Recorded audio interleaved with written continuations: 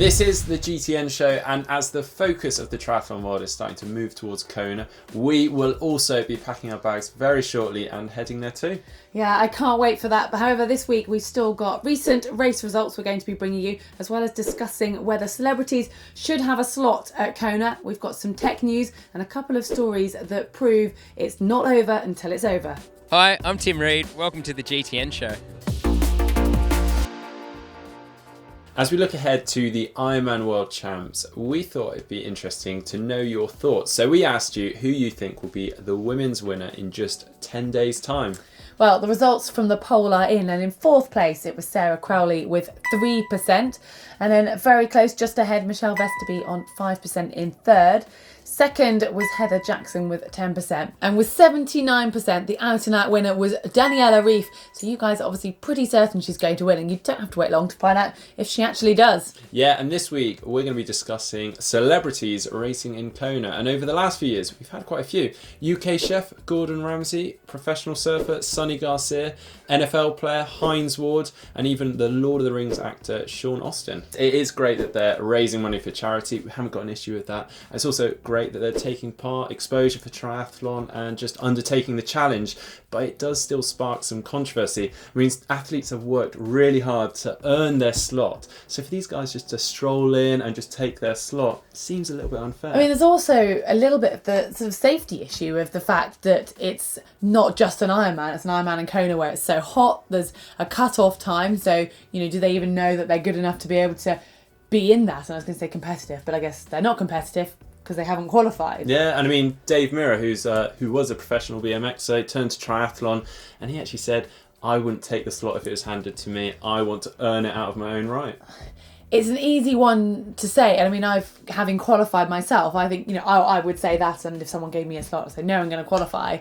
But if the shoe was on the other foot, and, you know, it's this iconic event that you could race at Kona, you know, where triathlon started, and you knew realistically you're never going to be able to get fit enough or fast enough in your age group to get there, would you take it? Well, I think it all comes down to the fact that it is the World Champs. It's meant to be the best athletes that race there. I agree with that. Rather than you paying for a slot. But if you could, and you had the money, but you didn't have the fitness. Well, maybe it should be a completely separate race. We've got a charity and celebrity race that just race alongside. It's not part of the World Champs, but they get to go to Kona. So I guess we'd like to hear your thoughts. Yeah, and just enter that poll by clicking on the link above Heather's head. Well, we've always said you don't necessarily need a time trial bike to do a triathlon, but you do probably want a race bike. This has been proven wrong by Laki Kerin, an Australian who was competing in the Challenge Iskander Puteri race, when halfway through his bike he had a major mechanical and was left bikeless, but he didn't let that stop him. He used his initiative and very quickly found a city bike and went on to complete the rest of the 30k of the ride and finish his triathlon. Well, that's some serious dedication. He certainly embraced the challenge, and I hear he finished in a pretty respectable time as well. Well, on to some other news. Island House Triathlon have just announced their full start list for November's event, and the Island House Triathlon is an invitational only event of the top ITU and Ironman athletes, where they have 15 men and 15 women competing for the title and some pretty hefty prize money. Yeah, I mean, I would quite happily head out there if someone was offering me a holiday to the Bahamas. Looking further ahead in the triathlon calendar through to next year, in April we'll see the Commonwealth Games, and they're going to be held in Australia, and they've just announced the course for the bike and the run. It's going to go along the Gold Coast Highway. Well, I bet Australia are going to be pretty excited about this event. They've got a pretty strong team at the moment. Ashley Gentle came second in the World Series this year, as well as some of their younger athletes that are coming through, so watch out for some of those medal hopefuls. Well, on with some slightly less positive news. There's been another case of motor doping in the cycling world, and this time it's during an amateur road race in the southwest of France, where ex-pro cyclist Christophe Bassons was given a tip-off on this athlete.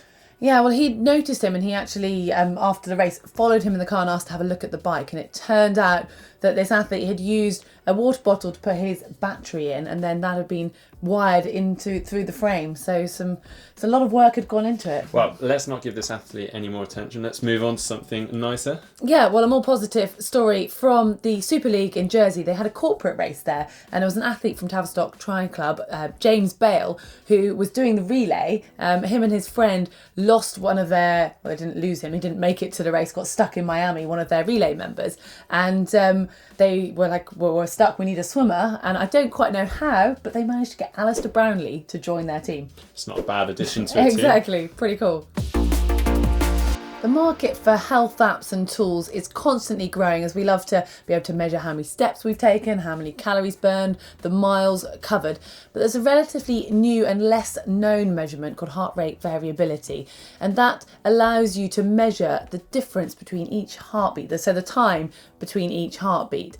And that can then indicate whether you've got some fatigue or potentially overtraining. So it's a tool that's quite often used by professional athletes and their coaches. Well, I've actually used HRV in the past, and I can tell you just how good it is. And Elite HRV have just launched their Kickstarter campaign for this product, and they've almost reached their target to fund the production of their CoreSense HRV monitor. And it's a really nice, simple monitor that just sits on the end of your finger, and essentially is making HRV more accessible as a training tool for everyone. It's unlikely that you're going to be lucky enough to have your coach on trackside for every running session or out following you on your long runs to give you feedback on your technique. But with the development of some new technology, having continuous feedback could be a possibility. There's been some shoes and some insoles designed that can let you know the amount of impact you're putting through your feet, the amount of time that you've got on the ground, your contact time, your cadence, and it can even, some of them can detect the amount of fatigue in your legs. Well, it's amazing where the technology is going, and hopefully we'll be able to test those products for you in the near future. And another really interesting and exciting product has come from Platisons, and it is their Seal, which is similar to the Smart Paddle we featured from TrainSense, which essentially just tracks the motion of your hand through the water and even the amount of force you're applying when you're swimming. But they suggest they're taking it further, and that they give you feedback on your swimming through their app called the Smart Wizard, and they even give you suggestions on how to swim better. Last week we had a picture of Elvis from Rotterdam. You guys have had some great captions again, and I must admit I've had to brush up slightly on my Elvis lyrics, but I think you know them pretty well because there's been some brilliant adaptations, and you're safe this week. I'm not going to sing to you, promise. Yeah, you certainly don't want to hear me sing, that's for sure. So we've picked out this great caption here from Christian Clausen. He said, "Are those blue suede shoes?" Now Christian, get in touch to claim your cap. And for this week's caption competition, we have a photo here of myself doing some science for GTN. How are you going to eat chocolate cake with that on your face? Well, I'm sure you can do better than that, so please leave your captions in the comments below. Now for the race results, and we'll start with Ironman Barcelona, which was the last full distance Ironman race in Europe this season. And it was fast. Anthony Costas took the win in 7 hours and 49 minutes whilst riding on the funky Morph Tech tri-bars that collapse in the middle to make the base bar. In second place it was Mike Phillips, and then in third place it was Viktor Zemtsev. Just 3 weeks after becoming European champion and winning Challenge Almere, Yvonne van Vlerken went on to win her second Ironman Barcelona title. She came off the bike in fourth place, but with her strong run, she soon moved through the field to take the win, ahead of Lisa Hautala in second and Daniela Samler in third. Well, over at a very hot and humid Ironman Taiwan, it was the conditions that really separated the field. In first place on the men's side, it was Kevin Collington ahead of Marino van Hoonacker, and then in third, it was Simon Cochrane. Well, on the women's side, it was quite a small field, but it was won by Laurel Vassner, who is the only woman to break the 10-hour barrier. This weekend, we had the final of the Otterlo Swim Run World Series with the 1,000 Lakes race in Germany. Now, this had 20 changes between the swim and the run over 41 kilometres. Well, in the men's race, it was won by the Swedish duo Team Garmin. And it was won in the mixed race by Team Smart Athlete Zone 3. And in the women's, it was another Swedish win for Team Icebug. Now for comments of the week. And our video last week on how to train when you're limited for time had some really good responses, and it was very interesting actually to hear your ideas on how to train around your other life commitments. Yeah, there were a couple of other comments as well that caught my eye, and I'm going to share these two with you. One from Liam Sangakow, who says, "Lol, who commutes to work on a Cervelo P5X?" And then Bretsky backed him up there. No big deal commuting on a P5X. I'll lock that up on the street next to the $75 Walmart bike. Now, guys, I do hear where you're coming from on this, and I must admit, I did feel slightly conspicuous cycling along the cycle path with a rucksack on my back in my aero position. But genuinely, I did it, and partly because I am struggling to find time to fit my training in for Kona. So going for that video, I had to at least practice what we were preaching. Now it's time for the GTN Pain Cave, and here's a picture from Jeff Brenhaug. And wow, that's quite a setup in there. Though my only gripe is that you're not actually watching GTN. So I think we can sort that out for you. And other than that, the fact that you have the treadmill and 2 bikes set up. And 2 turbos. Yeah, very impressive. TT and road bike. The ultimate setup, if you ask me. Fully comprehensive, I like it. Well, next here we have one from Mark Yeoman.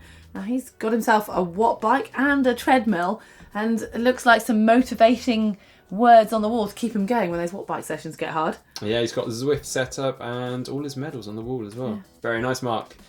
And now from Antti Miljoski, who's got a student flat with his turbo setup, computer in front, and he's putting good use of those student books. Definitely got his priorities in the right place. Yeah, good efficient use of space as well, because it doesn't look like there's much room in there, but the bike has taken priority. Well, please keep sending in your Pain Cave photos on Twitter using the hashtag GTN Pain Cave or over Facebook. Coming up on the channel this week, tomorrow we have how to climb on a TT bike. Friday, we've got 8 essential triathlon training tips. And on Saturday, we have a pro bike with Susie Cheetham. And Sunday is going to be a feature on looking at how cycling cadence can affect your run off the bike. And on Monday, we'll be showing you how to remove and replace your pedals. And Tuesday, it's train like a pro for running. And on Wednesday, we will be bringing you the GTN show, but from Kona. Live from the transition area at the Hammerfest Triathlon, it's the GTN Show! Go get it! Please do keep your comments and your photos coming in. Give us a thumbs up like if you've enjoyed this show. And remember, you can subscribe to GTN by just clicking on the globe. And if you want to watch a video on trail running tips, just click down here. And if you'd like to see how to fix a race day puncture with a clincher tyre, just click down here.